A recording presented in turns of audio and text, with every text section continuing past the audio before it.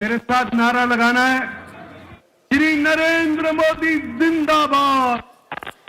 ഇതാ 2.5 പതിറ്റാണ്ടിന് ശേഷം ഇന്ദ്രപ്രസ്ഥവും പിടിച്ചടക്കിയതിനു ശേഷം പ്രധാനമന്ത്രി നരേന്ദ്രമോദി ബി.ജെ.പി. ആസ്ഥാനത്തേക്ക് എത്തിയ ദൃശ്യങ്ങളാണ് നമ്മൾ കാണുന്നത്. പ്രധാനമന്ത്രിയെ മുദ്രാവാക്യം വിളിച്ചുകൊണ്ട് അഭിവാദ്യം നൽകുകയാണ്, അഭിവാദ്യം നൽകി സ്വീകരിക്കുകയാണ്. മോദി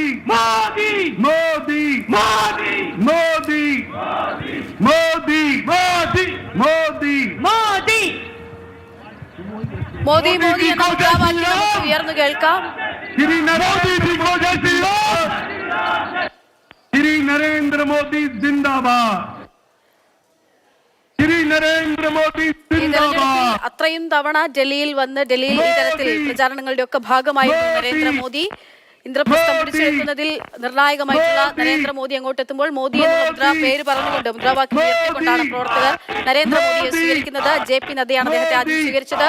അർജുൻ പീതാംബരനുണ്ട് വിവരങ്ങൾ നൽകാനായിട്ട്. അർജുൻ, വലിയ രീതിയിലുള്ള പ്രചാരണം, അത് ഒരുപക്ഷെ ഹിന്ദുത്വ ആ തരത്തിലുള്ള രാഷ്ട്രീയം പറയാതെ തന്നെ BJP നടത്തിയ ഒരു പ്രചാരണം, അതിനൊടുവിലാണ് ഡൽഹി പിടിച്ചെടുക്കാൻ BJPക്ക് സാധിക്കുകയും ചെയ്തിരിക്കുന്നത്. ഇപ്പോഴിതാ അങ്ങോട്ടേക്ക് അദ്ദേഹം എത്തിയിട്ടുണ്ട്. അവിടെ ഏത് തരത്തിലാണ് ആഹ്ലാദ പ്രകടനങ്ങളൊക്കെ, ഒപ്പം തന്നെ ഇപ്പോൾ സംസാരിക്കും നരേന്ദ്രമോദി. അക്ഷയ, BJPയെ സംബന്ധിച്ച് വളരെ വലിയ വിജയം അത് അതേ രീതിയിൽ തന്നെ ആഘോഷിക്കുകയാണ്. BJP ആസ്ഥാനം ഇതുവരെ കാണാത്ത രീതിയിലുള്ള തിരക്കാണ്, വൻ ജനാവലിയാണ് ഇപ്പോൾ അനുഭവിച്ചുകൊണ്ടിരിക്കുന്നത്. മോദി ആസ്ഥാനത്തേക്ക് എത്തിയിരിക്കുന്നു.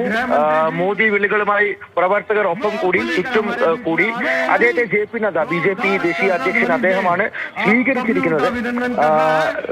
പതിവ് രീതിയിൽ ആദ്യം JP നദ്ദ സംസാരിക്കും, അതിനുശേഷമൊക്കെയാണ് നരേന്ദ്രമോദി സംസാരിക്കാറുള്ളത്. ആ സംസാരം അദ്ദേഹത്തെ എന്താണ് പ്രവർത്തകരെ അഭിസംബോധന ചെയ്ത് പറയുക, എന്താണ് അദ്ദേഹം പ്രസംഗിക്കുക എന്നുള്ളത് കേൾക്കാൻ എല്ലാവരും ഉറ്റുനോക്കുന്നുണ്ട്.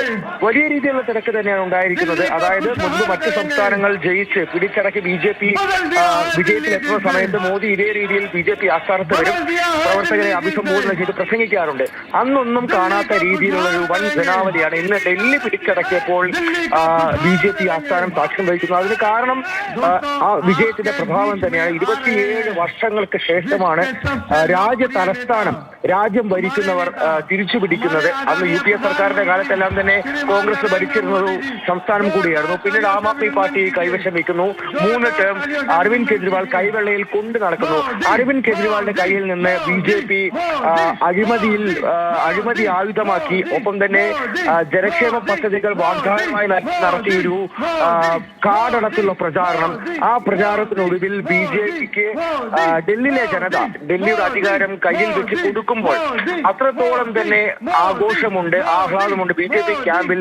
അതിന്റെ എല്ലാം പര്യവസാനം എന്ന് പറയുന്നത് പോലെയാണ് ഇപ്പോൾ നരേന്ദ്രമോദി നേരിട്ടെത്തി പ്രവർത്തകരെ അഭിസംബോധന ചെയ്ത് സംസാരിക്കാൻ പോകുന്നു. അദ്ദേഹം അല്പസമയത്തിനകം തന്നെ സംസാരിക്കുമെന്നുള്ളതാണ് നിലവിൽ നമുക്ക് ലഭിക്കുന്ന വിവരം. അദ്ദേഹം അവിടെ ആസ്ഥാനം, അതായത് ഈ ദീൻദയാൽ ഉപാധ്യായ മാർഗമുള്ള BJP ആസ്ഥാനത്തിന് മുകളിലേക്ക് കയറി പ്രവർത്തകരെ കൈവീശി കാണിക്കുന്നതാണ് ഇപ്പോൾ ദൃശ്യങ്ങളിൽ നിന്നും കാണാൻ സാധിക്കുന്നത്. ഉടൻ തന്നെ പ്രവർത്തകരെ അഭിസംബോധന ചെയ്ത് സംസാരിക്കും. അദ്ദേഹം എന്താണ് പറയാൻ പോകുന്നത്? ആം ആദ്മി പാർട്ടിയുടെ പരാജയത്തിൽ അരവിന്ദ് കെജ്രിവാളിനെതിരെയുള്ള, അല്ലെങ്കിൽ അരവിന്ദ് കെജ്രിവാളിനുള്ള സന്ദേശം എന്തായിരിക്കും? കോൺഗ്രസിന് എന്താണ് പറയാനുള്ളത്? സർക്കാർ രൂപീകരണത്തെ സംബന്ധിച്ച് എന്തെങ്കിലും അദ്ദേഹം സൂചന നൽകുമോ? തുടങ്ങിയ കാര്യങ്ങൾ നമുക്ക് അറിയേണ്ടതുണ്ട്. അതിലടക്കം മോദി സംസാരിക്കുമോ എന്നുള്ളത് ഉറ്റുനോക്കുന്നുണ്ട്. എന്തായാലും മറ്റ് വിവരങ്ങളിലേക്ക് കടക്കില്ലെങ്കിലും അദ്ദേഹത്തിന് പറയാനുള്ളത്, അദ്ദേഹത്തിന്റെ സന്ദേശം കൃത്യമായി കുറിക്ക് കൊള്ളുന്ന രീതിയിൽ തന്നെ സംസാരിക്കാറുണ്ട്. ആ പ്രസംഗത്തിലേക്ക് തന്നെയാണ് എന്തായാലും എല്ലാവരും ഇപ്പോൾ ഉറ്റുനോക്കുന്നത്. അധികം വൈകാതെ തന്നെ അദ്ദേഹം പ്രവർത്തകരെ അഭിസംബോധന ചെയ്ത് സംസാരിക്കുമെന്ന് ഇപ്പോൾ കരുതുന്നു. സമയത്തിനകം തന്നെ പ്രധാനമന്ത്രി നരേന്ദ്രമോദി BJP ആസ്ഥാനത്ത് പ്രവർത്തകരെ അഭിസംബോധന ചെയ്തുകൊണ്ട് സംസാരിക്കും. നരേന്ദ്രമോദി ഇതാ പ്രവർത്തകരെ കൈ ഉയർത്തി കാണിക്കുകയാണ്, അവരെ അഭിവാദ്യം ചെയ്യുകയാണ്. എന്താണ് മോദി പറയുക എന്നതിനെ കാതുറക്കുകയാണ് രാജ്യം എന്ന് തന്നെ നമുക്ക് പറയാം. കാരണം 27 വർഷത്തിന് ശേഷം ഡൽഹി പിടിച്ചെടുത്തിരിക്കുകയാണ് BJP. അർജുൻ സൂചിപ്പിച്ച പോലെ തന്നെ ഒരേ സമയം 2 പാർട്ടികളെയും ഒരു സഖ്യത്തെയും തന്നെ നിഷ്പ്രഭമാക്കിക്കൊണ്ടാണ് ഡൽഹി പിടിച്ചെടുക്കുന്നത് BJP എന്ന് പറയുന്നത്.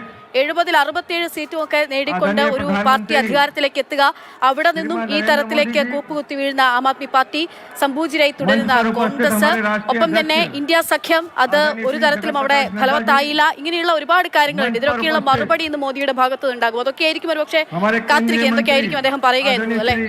अमित शाह जी ആം ആദ്മി പാർട്ടിക്ക് വലിയ വിജയം 2020 ഉണ്ടായിരുന്നു. പക്ഷേ അതിനപ്പുറത്തേക്ക് അവരെ കാത്തിരുന്ന ഭരണവിരുദ്ധ വികാരം കൃത്യമായി BJPക്ക് ഉപയോഗിക്കാൻ സാധിച്ചു എന്നുള്ളതാണ്. ഈ തിരഞ്ഞെടുപ്പ് പ്രഖ്യാപിച്ചപ്പോൾ തന്നെ, അല്ലെങ്കിൽ അതിനേറെ മുൻപ് തന്നെ സഖ്യമുണ്ടാവില്ല, കോൺഗ്രസ് ആം ആദ്മി പാർട്ടി സഖ്യമുണ്ടാവില്ല എന്നുള്ള കാര്യം വളരെ വ്യക്തമായിരുന്നു.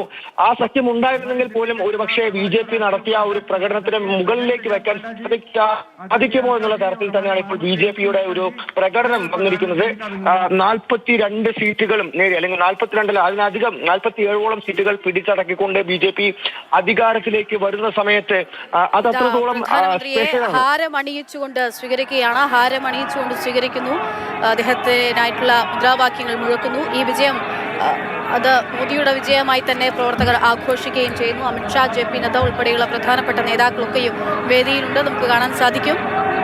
ഇപ്പോൾ അദ്ദേഹം അഭിസംബോധന ചെയ്യുമോ അതോ കുറച്ചു കഴിഞ്ഞിട്ടാണോ ഉണ്ടാവുക എന്നുള്ളത് आप सबके 7 सांसदों को कि वो आए और माननीय प्रधानमंत्री जी का अभिनंदन करें. जोरदार तालियों से आप स्वागत करें हमारे दिल्ली के 7 सांसद. പ്രധാനമന്ത്രിയെ അഭിവാദ്യം ചെയ്തുകൊണ്ട് സംസാരിക്കുകയാണ് അവിടെ. ഇപ്പോഴാ വീണ്ടും ഓരോ